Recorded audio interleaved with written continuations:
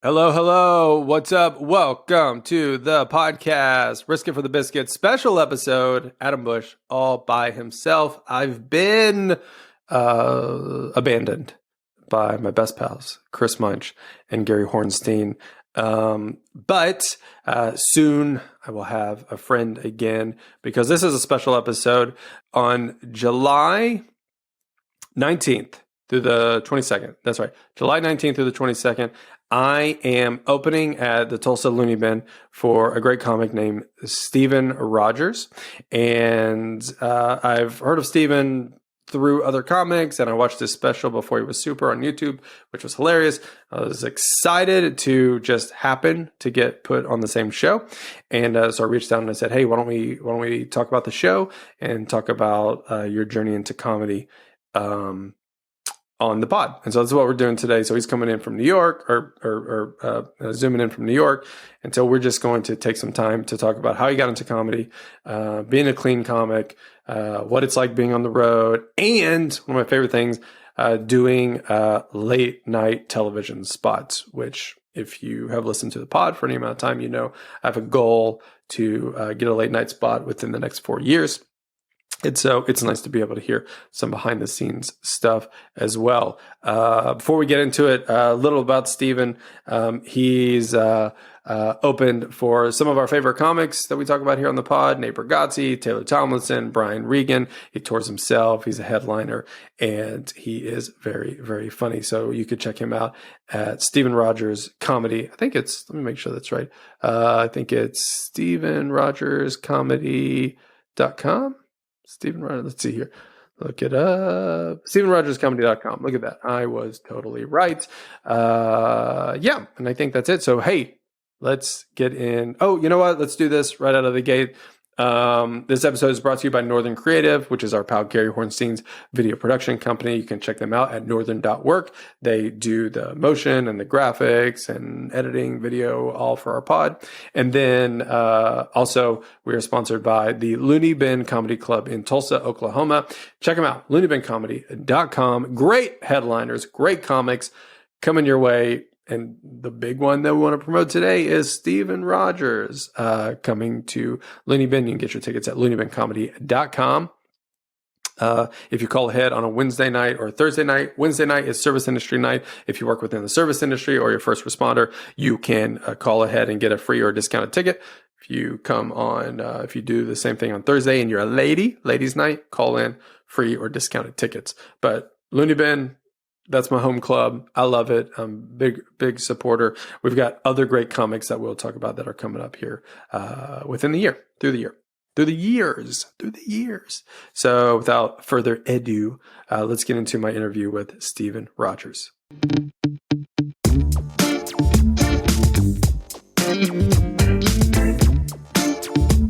Steven Rogers, welcome to the podcast. Thanks for having me, Adam. You are the, let's see, is this true? You're the first comic to be on the podcast whom I am doing a week with at the Looney Bin, our club here in town. Oh, cool. That's great. So, I'm on. It's such a very specific award. Yeah, so we're doing a week. I'm emceeing, you're headlining, and that's going to be a lot of fun. I'm very excited. I had heard about you through mutual comic Dustin Nickerson, and Colin Chamberlain, who I did a week with at the Looney Bin as well. I love Colin, who is a very funny comic. And so whenever I randomly got put with you, I was so excited because I was just like, "Oh, this is great! I've heard of this guy." And so I went and watched your special, which I told you yesterday. I thought was hilarious. It was awesome. Thank you. Yes. And so I thought we'd have you on the pod. We could promote the shows, and then also the back part. I want to ask you about doing late night for a specific reason. I'll tell you that later. But first off, why don't you tell our listeners how you got into comedy in the first place? Yeah, I got obsessed with it pretty young.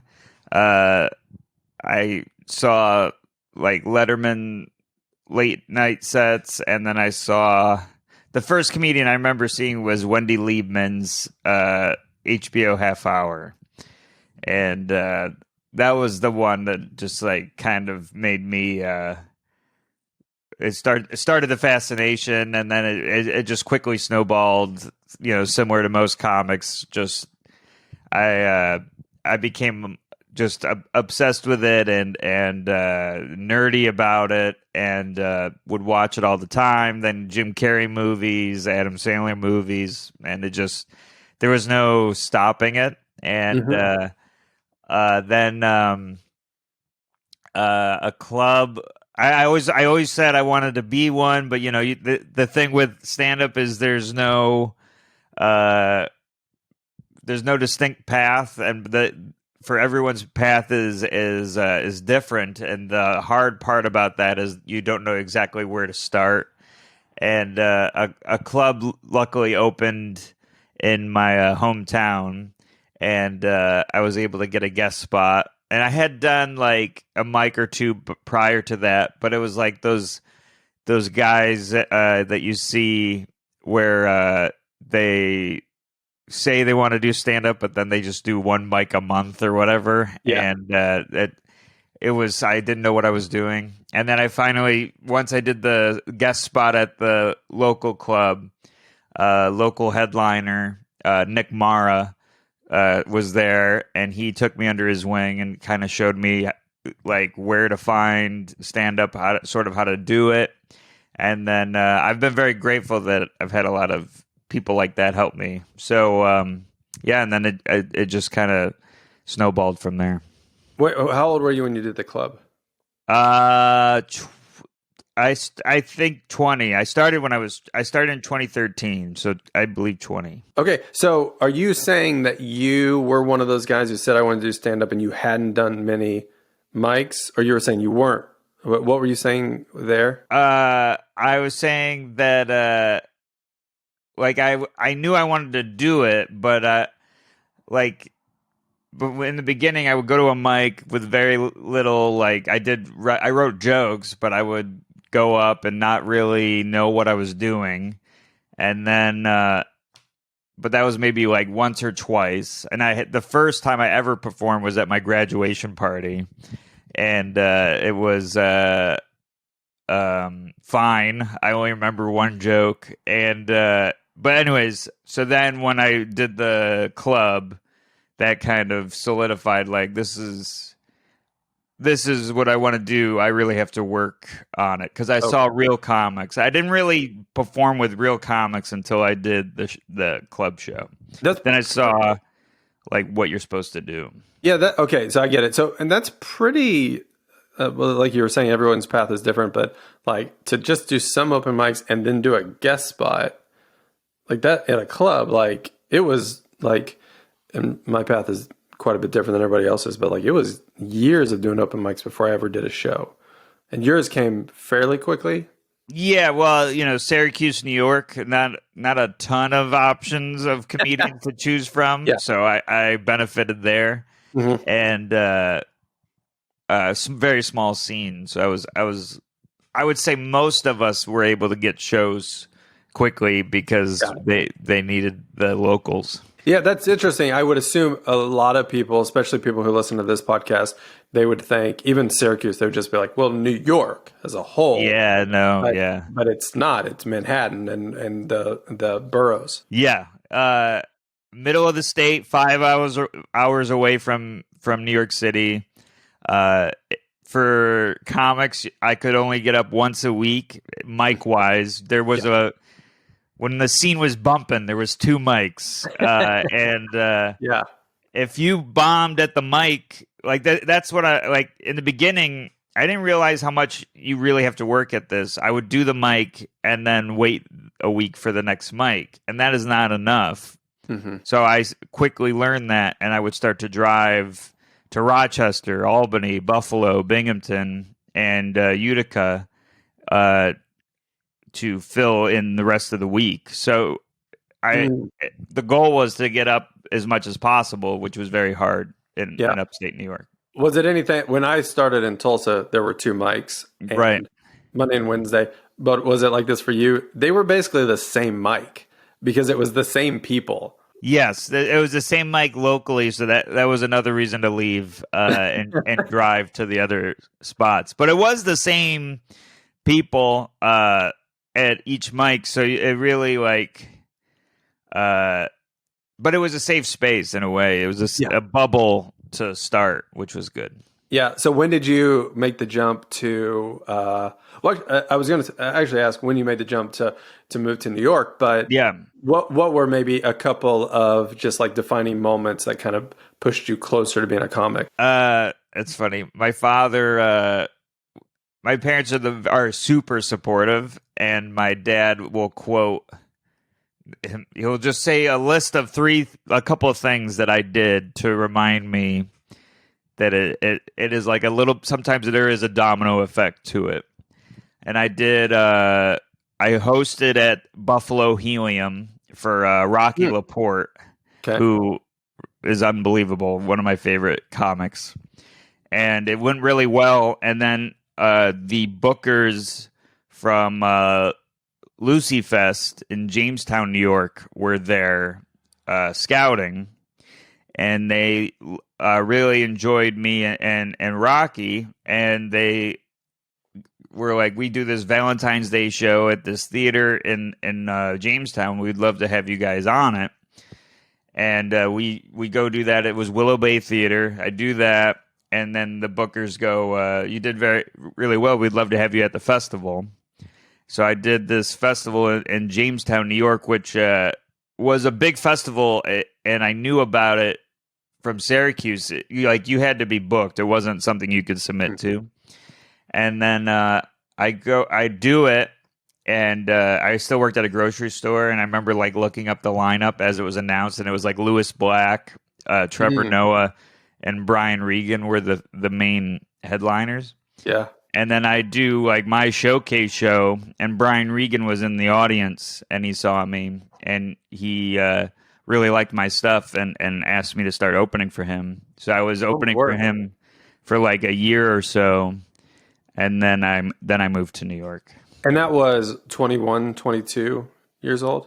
I think 22, 23. I mean, I was early. like 4 years. So 23, 24, I was 4 years in when I moved into New York. That's really early to be opening for Brian Regan. Yeah, right? I would definitely say so. Yes. Yeah. People who listen to the pod, I don't think they have regularly a context for this world. Sure. Yeah, and so like it's not uncommon for it to go 7-11 years before you have kind of a bigger break like that. Yes. It was right place, right time situation, and I by any means didn't think it was an audition to open for Brian Regan when I did that show. I knew he was in the audience, which was stressful, but I was more stressed about knowing whether or not Brian Regan thought I was funny. I wanted to make one of my heroes laugh. I didn't think, if this goes really well, I'll be this guy's opener. Did you watch him? I got to see him earlier that night, which I'm a huge fan. I'm a bigger fan now because I know him, but like I was a huge fan at the time, so I got to go watch him. I had to leave before his encore because my show was starting. No, I mean, like when you were performing, did you watch him watch you? Oh, my girlfriend at the time took photos, and every photo she took, I'm looking in the direction that he's sitting. But I could not see him, which was good. Yeah. But it went well, and then he asked me to open for him. So pretty much you went from some open mics to, was he touring in theaters? I mean, yeah. I was doing theaters. We still get to, thankfully, but I mean, it was. It sounds like it went from just that to that, but that's because there's nothing interesting in between those times. It was just me bombing a lot, learning how to do it. And even when he offered, I did not feel ready. And I would just get up as much as possible, which I already was. And most of the stuff, because I got like that somewhat early, I would say, it was like, oh, I'm a guy that's gonna, like, there's certain situations where you have to rise to the occasion. Just because, like, for me, in my experience, just because I got a thing doesn't mean I'm done getting ready for it. So when he offered that to me, it wasn't like, oh, I'm Brian Regan's opener. It's like, I gotta do really well so I can be proud that I did it. Yeah, I don't want to be like, I'm always worried about blowing it, which is a common fear in our industry. But like, so that was when you get a thing, I learned is when you like the work gets harder, which I enjoy. So have you pretty much like only had kind of little part-time jobs like the grocery store and comedy? Yeah. Well, I got lucky, like I said, small scene, and when you were relatively or even remotely good, you got work because there wasn't a lot of options. So I would host a ton at the local club, and I got to feature pretty early because of just small scene and that kind of stuff, and people taking me around. And for people don't know, opening is 10, 15 minutes. It's going to be the entry-level spot of right. being in a club. Moving to a feature, which would be the middle, 25, 30 minutes. Pretty difficult jump. And for another thing that people may not know, like when you watch a show, the experience, like the start of the show is the lowest experience going towards the highest, like the most experience, which is a good way of growing. It is like a pressure cooker situation, like a cold audience, and you need to get them warm quick. So that certainly helped, and I would say that all that stuff taught me on how to open for a theater act, which was convenient and helpful. Yeah, how so? Well, like I learned very quickly, like as a host, which is not taught as much as I would hope. You have to remember it's not about you. Like you're setting the table for the rest of the night. You can't even grade your set compared to the comics that follow you because you're sort of doing an entirely different show. You're performing for an audience that's just being like still seating, most likely, still ordering and eating, and hasn't heard any jokes yet. So it's they call the feature spot the sweet spot because they have heard jokes. They're now understanding how the show is going to go. Host gives announcements, that kind of stuff. So if you're the least experienced, so you may get heckled more. You might have to talk to them more. You might you learn. It's a learning by going through the situation, but none of that made sense. But you know what I'm trying to say. No, yeah, this is a trial by fire. Yeah, trial by fire. I couldn't think of the expression. I was gonna say learning by fire, which made no sense. Well, that would be good too. Yeah. So yeah, and then that helped me feel like, well, I know how to open a show. I know how to introduce a comic well, and they're all here for him. And then I like jokes. I don't like, for me, I don't like to do crowd work or anything. I just like to tell jokes, which is what a theater act would want if their whole set is going to be jokes. So I was lucky that those years before were preparing me for this thing that I didn't know was coming. Is opening for theater act also a sweet spot? This is a real question because you get to perform in a theater, but you didn't have to sell it out. And they are like, what is that? Yes and no. Like I've had shows. I recently opened for Nate Bargatze, and one show they were seating my entire set. Oh. And I'm not complaining because that is my job. That is why I'm there, for things like that. like when that happens, when there was traffic, all these things, because it's so that is not a sweet spot. That is work. Mm-hmm. You know, I have to re get them together every time someone walks through their aisle, or and the list goes on. Yeah. But then sometimes everyone showed up on time because they're very excited. They're big fans of stand-up comedy, and this is mostly the case. And they're ready to go. And I'm not workshopping jokes up there. I'm hitting them with whatever is currently my favorite and best stuff. Mm-hmm. So it is a great spot. So I would say yes, but I try to not get comfortable and always remember the reason I'm there is to get them ready for whoever I'm bringing up. I heard Dusty Slay say recently he always expects the show to go poorly. Yeah.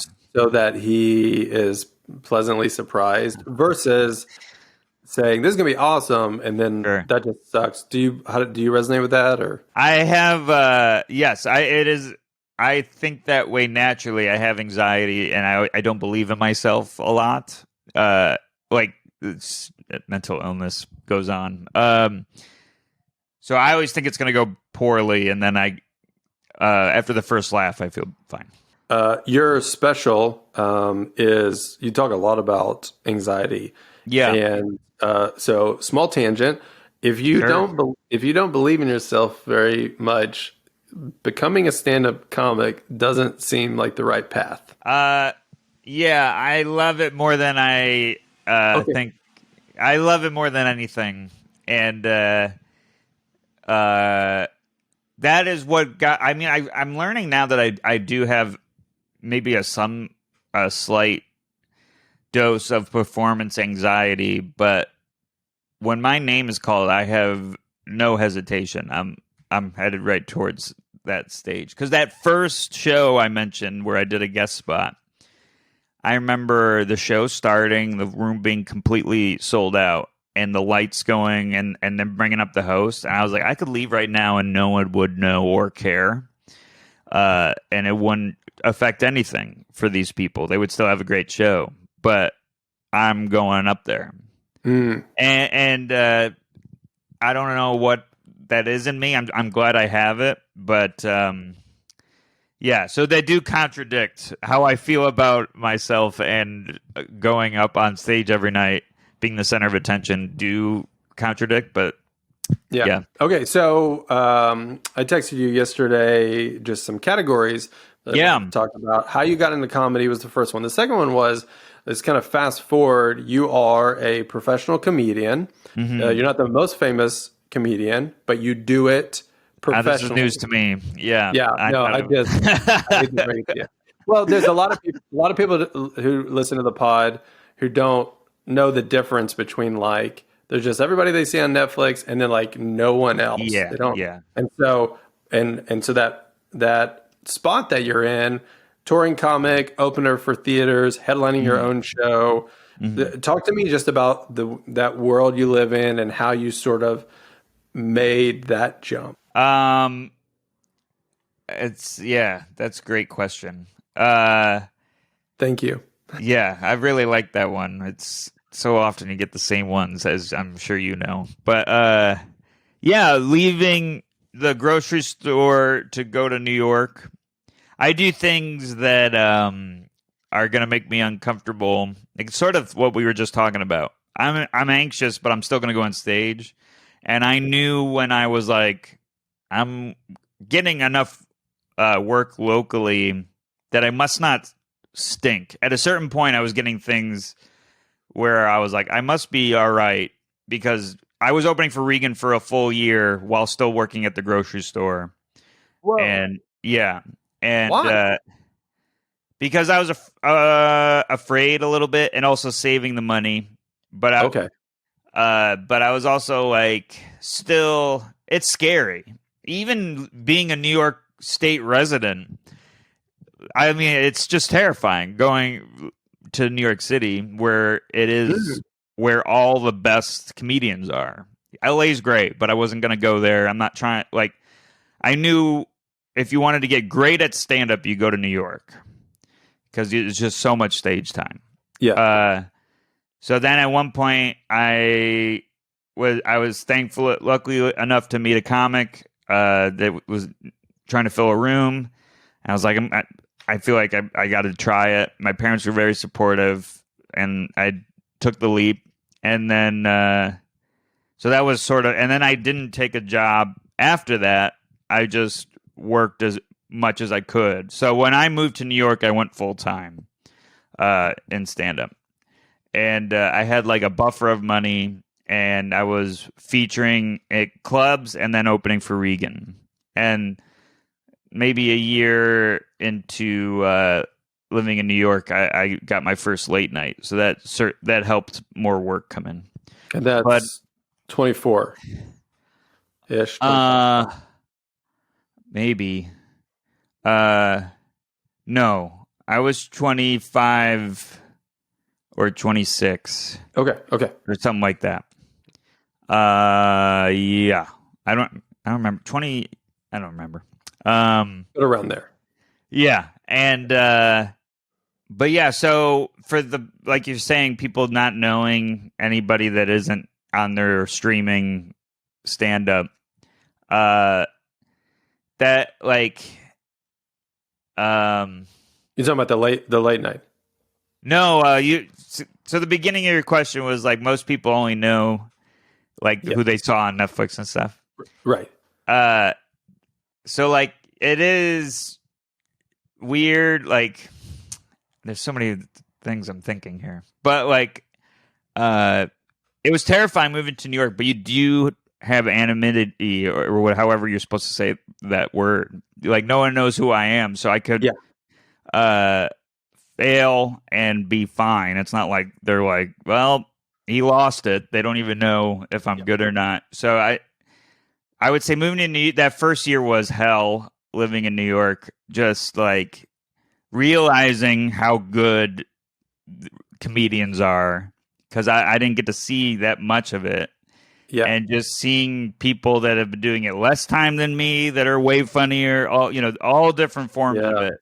People that are just naturally great, people that do the same kind of thing that I do, and I think they do it better. It really put me through an insecurity boot camp. And then, but I was still opening for Regan, so I would be doing these horrible mics and then going on the road open for Regan. So I would have these little morsels of, am I getting any better? And I would perform in front of actual crowds and see that it was going all right. I feel like I've rambled so much, I'm lost the question. No, that's great. Do you back up a little bit? Do you, because you did, you had been given some opportunities more so than some of the people who've been doing it longer. Did you feel any animosity from them? Yeah, but yeah, for sure. But I don't know if it was real or if it was projection. Okay. Because I mean, there's a lot of great people in stand up that everybody like is a fan of stand up for the most part that is doing stand up. So like as long as you're like working hard and remembering why you do this, or why you got into it, which was to be funny and to tell jokes, as long as you like hold on to that, other comics are going to support you because you're being a great stand-up comic. So like as long as I focused on getting better, I felt fine. But I did have credits that I came into the city with credits, and there's always this what did this person think they're better than me energy, and then you learn quickly I'm insecure just like everybody else. So it's like I think it didn't last too long, that feeling. Yeah, and so for anyone who doesn't know, credits very helpful in being a commie is a big deal, a really big deal. Like having a late night spot is a credit, a dry bar is a credit. Really early on, even being able, typically the first one you try to get is he's open for so. Yeah, you want them to be able to say something when they bring you up. Yeah, exactly. Yeah, I was going to ask you about Regan is clean. Uh, Yes. everything I've seen of yours is clean. Are you a completely clean comic guy? Yeah. Oh, what? Why? Well, like growing up, that was most of what I ingested. Even like the like I would watch stand up that was clean because it was on TV. It wasn't like someone's DVD where it was all the actual stuff Oh that yeah. they do. It was their late nights or censored stand up. So I think that influenced me a little bit.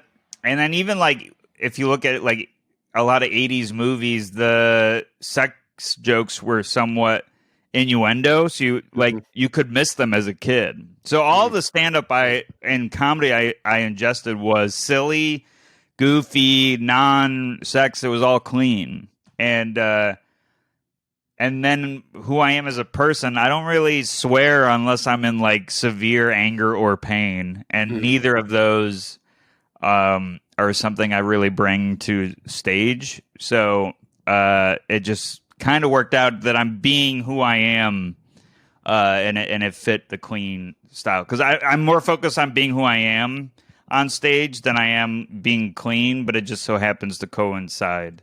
Do you think that was a big reason that you got the opportunity with Brian Regan that you're clean? 100%, yeah, Yeah. yeah. Yes, I would say. I mean, he's got to worry about his show more than he's got to worry about helping out me.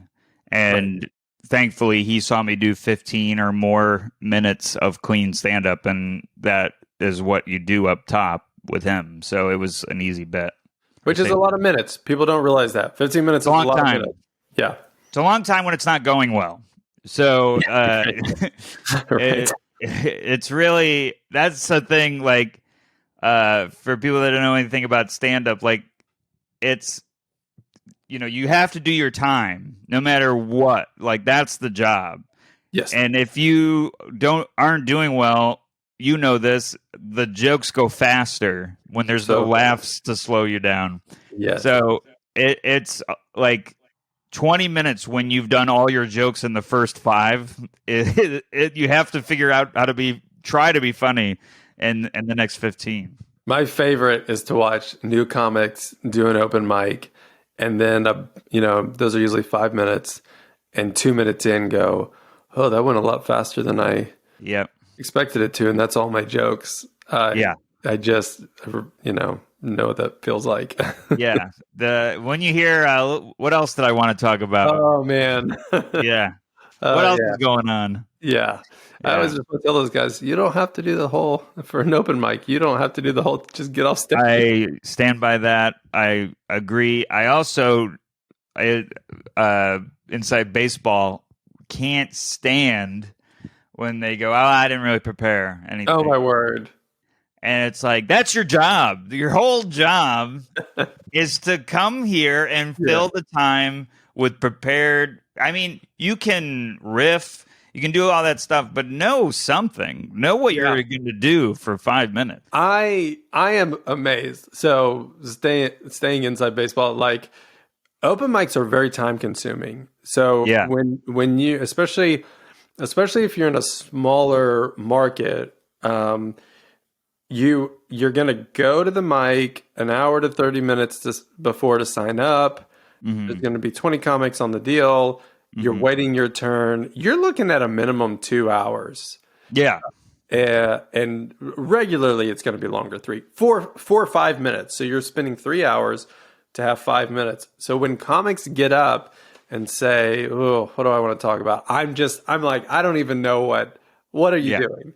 This is such a waste of time. Well, that is that you hit it right there. It's like you can't waste the people's time.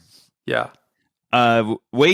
Wasting your time is fine because that's letting you know you're not working as hard as you could be, and that's not going to go well for you. But you're also wasting the audience's time who could have spent their time for entertainment anywhere. And if you abuse that, you're actually hurting stand up for that entire audience. Oh, They yeah. might second guess going to see stand up again. Yep. So be kind to the thing. This is an art form that is greater than the individual. Be kind to it. And I think about that a lot. That's so good. Okay, so so anybody listen, if you're ever going to do an open mic, just prepare. Yeah, have some idea. You could bring all the jokes you wrote up there. It's fine. Yeah. In fact, we would then know that you prepared well. Yeah. Yes. There was a guy who came up on the other side of it. There was a guy who came up to me one time. We have a mic at the club here. And he was like, you got any advice? And I was just like, don't run the light. Yeah. If you have 5 minutes, you get a light at 4 minutes. And these guys, they get up there and they do 6, 7, or 8. And I'm just like, your first time, I'm almost asking you not to run the light more than I'm asking you to be funny, because it's just rude. Yeah, it's all, the main thing is respect. It is a solo profession, so it is a lot of selfishness in order to, you're thinking about yourself in order to, like, how do I become funny? How do I kill? But when you're up there is respect shouldn't be removed from the equation. Right. Yeah. And that is, I'm not saying that no one else, I'm the only one or you're the only one that is doing this correctly. I'm not saying that I know anything, but I do know if you respect the time, you respect the audience, you will most likely be asked to be back. Yes. So work hard and be grateful, be respectful. It does lead to more things, I think. That's awesome.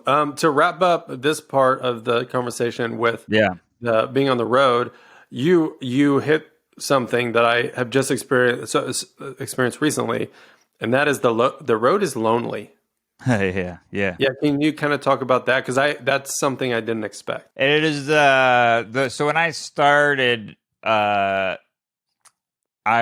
so grateful, and I hope they know this. My parents would come with me on the road because they loved it. They thought it was cool. They wanted to be a part of the experience. Were they retired? They were not retired at the time, but it's on the weekend and it was local, so they would come with me. And sometimes they still do. They're coming with me when I'm with Dustin in Boston. But so that I didn't know that it was lonely for a little bit, and then I moved out of my parents' home, and then I would still do the road. So now I was lonely at home and lonely on the road, and it was rough, and it was very rough. But then I'm good buddies, and I opened for Joe Liss, and also Rob Little taught me this as well, which is get out of your hotel room. Yeah. Get out of the hotel. Remember that you're at work. So get up, maybe set an alarm and do some writing or whatever your process is, but then get out of there. Go get coffee somewhere else, even though there's coffee in the room. Go get coffee somewhere else. Go get lunch somewhere else. Go for a walk. Get out, get sunlight immediately. And yes, in the winter it's brutal, but I'll walk everywhere. I'll look for anything I can walk to, and I'll go. And I'm gonna binge TV when I get home. I'm not gonna do it on the road, because then I'm just all of a sudden realizing I've been in, because there's no furniture other than the bed, so you've just been sitting in bed like a depressed person, and you just have to get out. Yeah. And some days you won't want to, and it is, but some days it's great. Some days I'm thriving on the road because of things like this. Also, that is why, for people, and for everybody, this is important. It's like, that's why you should be respectful and good, because good to other people is most of the work I do on the road is because I've made friends, not as an agenda. I'm lucky enough to open for people I get along with very well. In comedy, we call it being a good hang. So it's all about the hang for me. The hang helps your mental health. Yeah. So I open for Brian, I open for Nate Bargatze. Like it's because we got along, we hung out, we had a good time, and that is something that we'll do on the road. We'll go hang during the day Yeah. because it is lonely. Right. So that is why when I'm headlining, for the most part, I bring somebody with me because it's my friend. I also support their comedy career. I want to give them a opportunity, but I also, if I'm like having a hard time getting out of my hotel room or getting any work done, I'll text my buddy Peter and be like, "Hey, you want to go for a walk or something?" And it that is what I've learned so far is combating it, or calling people that I haven't talked to in a little bit. It's there are a few things sadder than being in the hotel room for so long, doing nothing, and hearing that knock on the door from housekeeping, and Yeah. you're like, I'm still here. And then they're gonna come in, and Yeah. you're just sitting there, and they're like emptying the trash. Oh man. I mean, I perfected getting that do not disturb sign on before that I haven't even stepped in that room yet, and that Oh is yeah. on my door. Because I want to be unshowered, disgusting guy until I leave. So Yeah. I it's all about getting human interaction. That's another reason you should go to a coffee shop and go Yes. to a restaurant. Is that releases dopamine just talking to someone even for that amount of time. Yeah. So yeah, That's so good. Okay, so let's wrap it up with this last one. So sure. this is an incredibly selfish question. I've been a comic for 4 years. If people listen to the podcast, they know that we talk about it a lot. I've been a comic for 4 years. I've been doing it. I'm a comic and a writer now, and I've been doing that professionally for 1 year. And I have a dream in the next 4 years to have a late night spot. So I wanted to ask you about the experience you had. It's something we've never talked about on the pod before, and yeah, just wanted to kind of paint a picture for that. Sure. I'm realizing I'm not charging my laptop, so Oh yeah, hopefully, take your time. Perfect. can I pause to Yeah, find it? All yeah, right. we can edit. Yeah, let's do that We're because I fine. don't want to lose out on this here. Hey, You're back. we're back. I apologize. Oh, it's fine. Are you on your phone now? I'm on my phone. Okay, that's okay. Yeah, I can hear you fine.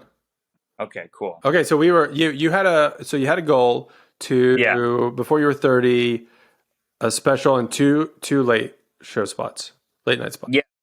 So I got the first one from just performing at a festival, and the booker saw me, and she was like, "Do you want to go for coffee tomorrow and talk about potentially doing a late night set?"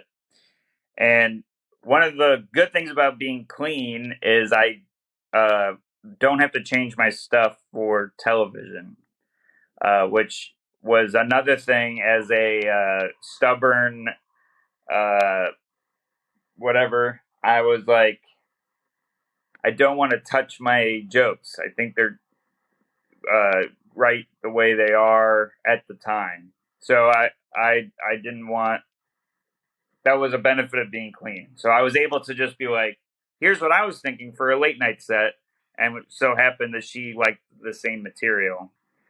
She was thinking the same thing. So and then about 6 months later, I recorded, and it was everything I wanted it to be. It was life changing for me. Like it doesn't blow up your career like it used to, but that's not what I was after as much as just doing this thing that I was obsessed with. Yeah. Um, and it was everything I was hoping for. And Which was just having the credit and being able to get your foot in the door. yeah, getting to do late night. It was not Letterman, but it was the same theater that Letterman did for years, and those Letterman sets were very influential to me. And uh, it was awesome to do what made me want to do stand up. I got the suit, the whole thing. It was fun. It was a great experience. I got to bring my parents, Yeah. and it was like this marker on the trail that it's like this little spot I've always wanted to get to, and it was fun to do it, fun to be a part of it. And as I expected, the itch got stronger instead of less so. Yeah. So I immediately wanted to do another one. We entered a pandemic before I could solidify another one. And then I started focusing on the album, worked on the album, recorded the album, and was already working on a late night set just to do one. And then I was like, it just so coincided with promoting the album. Oh, yeah. I was able to do Corden. And Corden, I just sent in a tape. I have no management. I have no agents or whatever. So it was all just DIY. And it worked out. They really liked the set. And then it was a fun moment where I was running the set and had another joke that was working really well. And I got to talk to the booker and be like, I really think I should add this joke. And him being like, yeah, I think that's great. Trust your judgment. It's fun tinkering and shifting and growing this late night set. Running it, for people that don't know, it's like once you get the spot, you're like, for me, in my experience, I've been fortunate to know maybe like at the least 3 weeks in advance. More than that, I would say. But like, so then every set just becomes running that 5 minutes. To the point where it is bombing quite a bit because the audience knows you're rehearsing and you're not in the moment. Yeah. And there's something different. And I had heard that it's actually somewhat good if you're late nights bombing leading up to it. There's just something about it. And then Colbert was not at my first late night. He taped him introducing me later. So my first experience with a host was Corden. And I know he has a bad rap, but I disagree. As far as my experience, like he came in my green room, thanked me for being there, and we talked and joked around and had this nice moment to know each other before I'm on his show, which meant a lot. And then I didn't know he had a bad rap. I hadn't heard that. He has there was like that rude rumor, like big scandal. This guy might be rude. A guy in Hollywood might be rude. Yeah. How dare he not be great every day like we are? And so that's not, I guess, bad rap's extending of that, but and then I got to do that one, and that one meant a lot because he was there and I could hear him laughing. Yeah, and that one, that was it. Just I mean, I'm very proud of both of them. That's awesome. And your special, correct me if I'm wrong, before he was super, is that right? Yeah. Before he was super, that's on YouTube. Yes. It's like I said, I've watched it. It's very funny, and you can watch it for free on your YouTube page. Yeah. So, okay. So all that, because I could keep going, but we've been talking for almost an hour now. So we'll kind of wrap it up with, so you take those credits and you don't just open for people, but you start headlining on your own at clubs. Yeah. And that is where we have connected. You are headlining at the Looney Bin Comedy Club in Tulsa, Oklahoma in July. I'll look up the exact date so that people can come. It is July 19th through the 22nd. Yes. Please come. Yes, please come. Yeah, people in Tulsa, or people who listen to this podcast, know Looney Bin was recently purchased, and by new owners, and so they are working diligently. In fact, the owner called me right before I jumped on this pod. They're working diligently to upgrade the club and bring in great headliners, and you're one of them. So we're really excited. Oh, thank you. Yeah. Well, I'm honored. I'm excited to come. I've never done a loony bin before, so I'm excited to. I've heard a lot about them, but I've never gotten to be there, so I'm excited. Have you been to Tulsa before? No. I've been to wherever Bricktown is. Oklahoma City. Yes, Oklahoma City, but I haven't been to Tulsa before, so I'm excited. It's a great city. Yeah. So I'll make sure that we do some fun things or go eat at some good places. I would love that. That would be great. Got to get out of the hotel. Oh yes, so. Yes. Right. Okay, so so that's it. So make sure, so you can go to loonybinComedy.com and buy your tickets in advance, and they have special deals if you call in on Wednesday night, Thursday night. Wednesday night service industry night, Thursday night's ladies night, so you can call and get a free or discounted ticket, and then just come and pack it out. We want to have a great show, and you'll get to see the open mic because they do it on Wednesday night right before you guys go up. So you'll if you're not watching this, Stephen had quite the look on his face whenever I was thinking about when you said I'll get to see the mic, I was assuming it was after, and I was like, oh, I'll do the mic, but it's before me? Yes, before you. Okay. Same audience? Same audience. Yeah. So it's it does you do a little bit of an abbreviated show because it's like they do 7 or 8 locals, and then I go up, and then our middle, and then you. All right. So, I was trying to double dip on spots, but now I'll. Well, you can because now we're just anybody listening to this doesn't care, but there's another mic after that. I typically, if I'm emceeing for someone, will go to that mic after the show. Beautiful.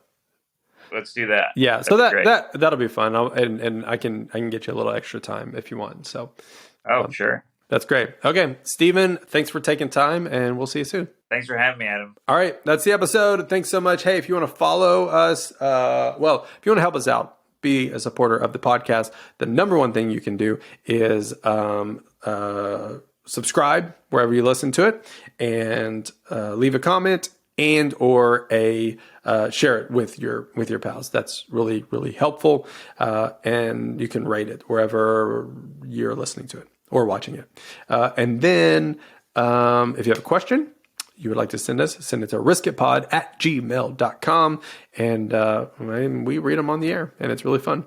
And you can follow me at Hey Adam Bush, and you can follow Stephen Rogers at Stephen Rogers Comedy, and you can follow my co-host, who's not here, Chris Munch, at Chris Munch Comedy.